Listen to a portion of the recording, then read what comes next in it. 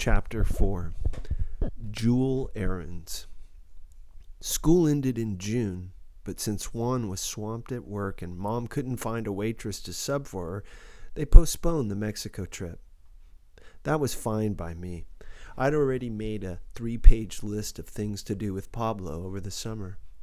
Then, one sweltering evening, out of the blue, Dika announced over dinner, "We have planned.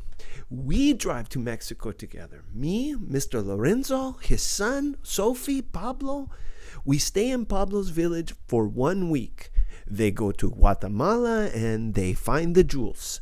Pablo can to see his poor family.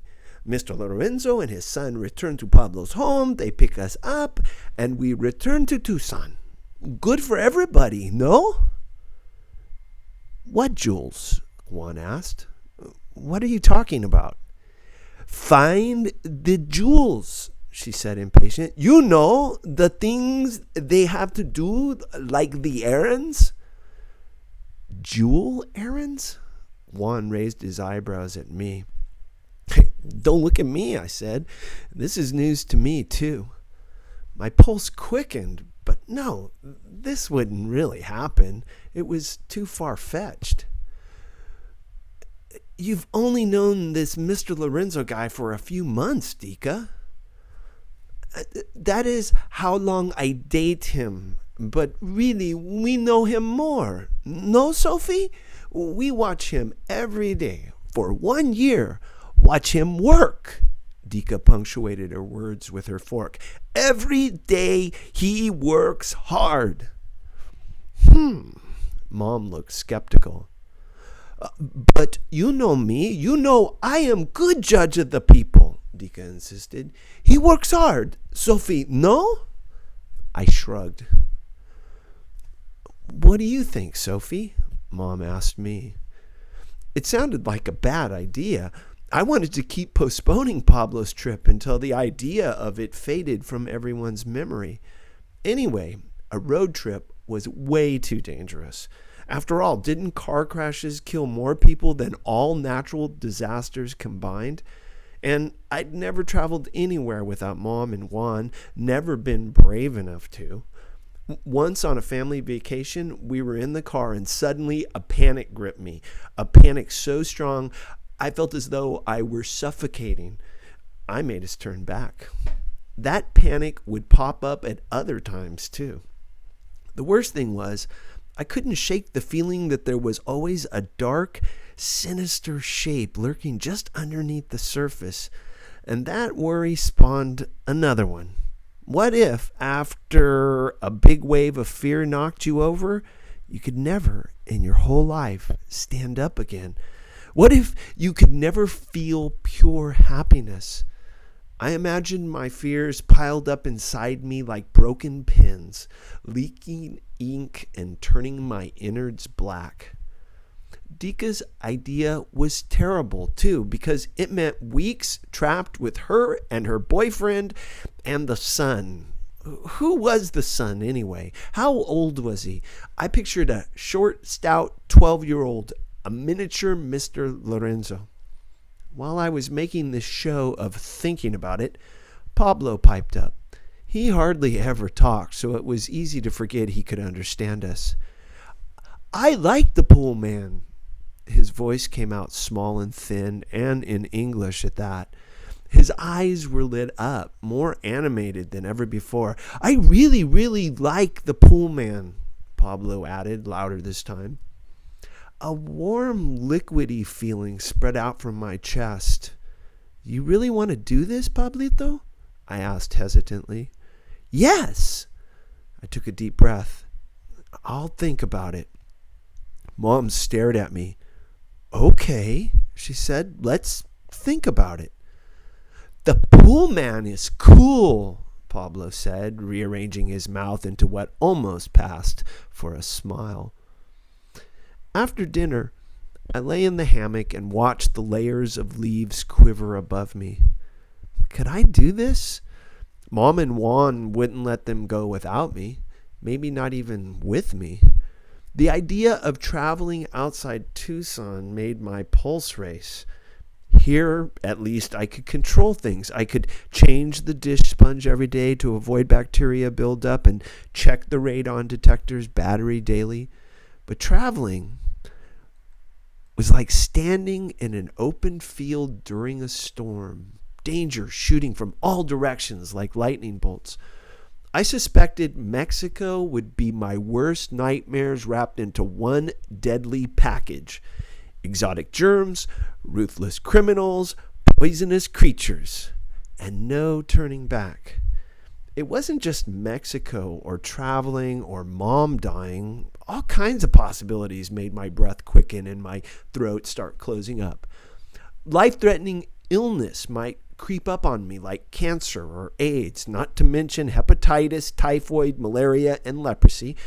Then there were the everyday risks of getting trapped in an elevator or poisoned by a disgruntled fast food worker. And of course, with every car ride, a giant truck could smash me, or a driver with road rage could beat me to a pulp. Then there was a whole slew of natural disasters, like a building crushing me in an earthquake or a flash flood drowning me. And the more insidious dangers, molds and toxic gases and deadly chemicals seeping into your house through the ground. I pushed myself in the hammock with my foot, rocking back and forth. Beams of sunlight sifted through the leaves, illuminating a patch on my left thigh, my right ankle, the center of my chest. Above me, the layers of green shifted like all the layers of myself, layers I'd forgotten about or maybe never knew existed. I saw my trail stretching before me. Up ahead, it branched into two. One route led through a forest of thickening fears to a small, closed-in life, and the other led somewhere else. Suddenly, I had the feeling that everything depended on whether I went to Mexico. Later that night, after Pablo and Dika had gone to sleep, Juan and Mom and I sat at the kitchen table under a wobbly ceiling fan. Juan tilted his head at me, looking baffled. "You really think this is a good idea, Sophie? You think you can do this?" "I think Pablo needs to see his family, and we need those adoption papers signed, and, well, I think it makes sense." I tried to sound confident. Mom raised her eyebrows. Wispy pieces of blonde hair floated around her face. "His village sounds pretty remote. You won't be able to snap your fingers and be home." "I know. I can do this."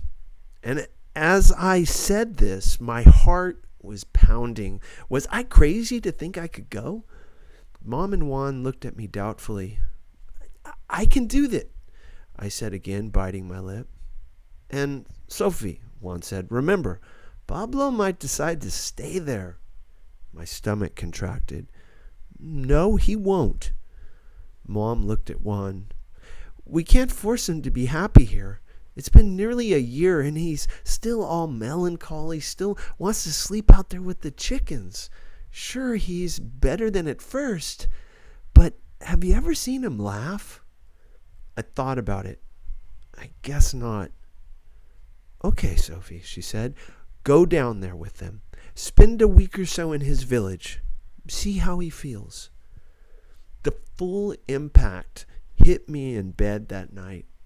If Pablo decided to stay in his village and Dika went off and married Mr. Lorenzo, I'd be an only child again. Just me, Juan, and Mom. It gave me a thirsty feeling, but I couldn't figure out what I was thirsty for. We planned to leave at sunrise. Who knows why, but Dika had some idea that all long trips must start at sunrise. "We must to leave when the sun raises. We must!" I wasn't clear whether this was a superstitious thing or a practical consideration. I slept outside with Pablo the night before our departure. When the sky started growing lighter, I heard people loading our Volkswagen bus, but I just wanted to lie there. I'd hardly slept from nervousness. Pablo was sound asleep, eyebrows wrinkled, intent on some dream. The rooster crowed, and I covered my ears. "We should get up," I whispered to Pablo, nudging him. "Ya levantate, principito." He opened his eyes groggy. "Buenos dias," he said. Not to me, to someone else. I propped myself on my elbows and squinted into the sun. A guy my age in mirrored sunglasses towered over me. He wore a long black leather coat, about 5 gold chains around his neck, glaring white tennis shoes, and a baseball cap pulled low. Reflected in the lenses were convex images of me in my dirty white nightgown with chicken feathers in my hair. He knelt down and extended his hand. "I'm Angel, Lorenzo's son."